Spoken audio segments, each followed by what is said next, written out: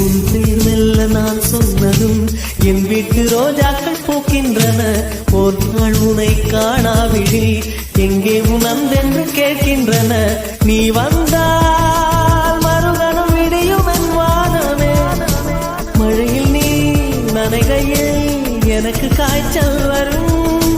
வெயிலில் நீ நடக்கையில் எனக்கு